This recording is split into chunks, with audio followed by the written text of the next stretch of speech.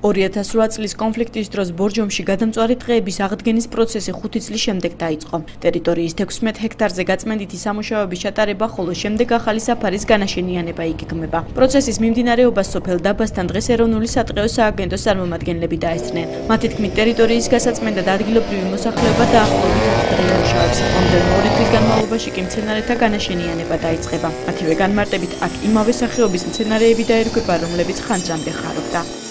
ნაწილ ადგილებზე არის თვითონ თვითგანახლებით წამოსული ახალი შერეული ჯიშები უკვე ნელ-ნელა, მაგრამ აქ ძირითადად ეხლა წამოსული იყო ანწლი და ესეთი რაღაც, ამიტომ ძველ დამწვარ და ზეხმელ ხეებთან ერთად ამ ბუჩქნასაც სჭირდება ჯერ გაწმენდა, დაწვა, რომ მომზადეს ბაქნები და ამ ბაქნებზე განხორციელდეს შემდგომში დარგვა.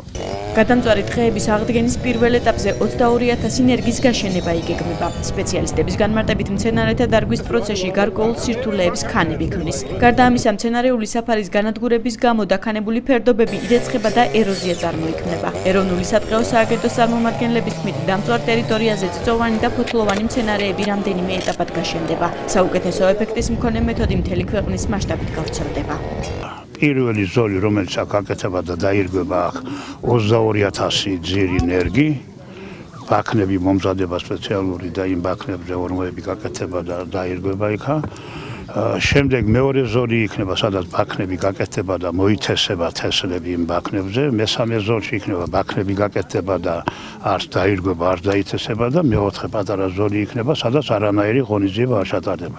ეს იქნება ამ საქმესთან ერთად, ტყის აღდგენასთან ერთად, როგორც საექსპერიმენტო ნაკვეთი.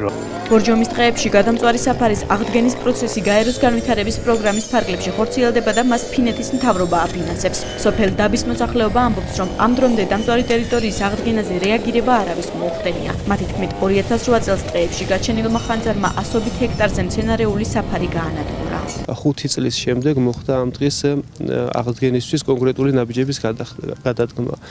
რაც გამოიხატება პირველ ეტაპზე გაწმენდით სამუშაოების ჩატარებით და აქტიურად არის ჩართული ადგილობრივი მოსახლეობა.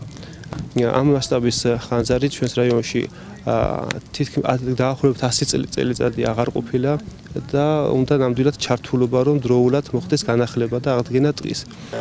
2008 წელს რუსეთ-საქართველოს კონფლიქტის საომარი მოქმედებების დროს გაჩენილმა ხანძარმა ბორჯომში საკურორტო ფუნქციის მქონე ტყეები გაანადგურა. წიწვოვანი და ფოთლოვანი მცენარეები აქ დაახლოებით 1000 ჰექტარზე დაიწვა. მას შემდეგ ნახანძრალ ტერიტორიაზე მდგომარეობა გაუარესდა. სპეციალისტების თქმით, აღდგენითი სამუშაოების დაწყება ტერიტორიის შენარჩუნებისთვის აუცილებელი პროცესია. პროექტის ფარგლებში გადამწვარი მცენარეების ადგილზე სულ 8,000-მდე ენერგიის გაშენება იგეგმება.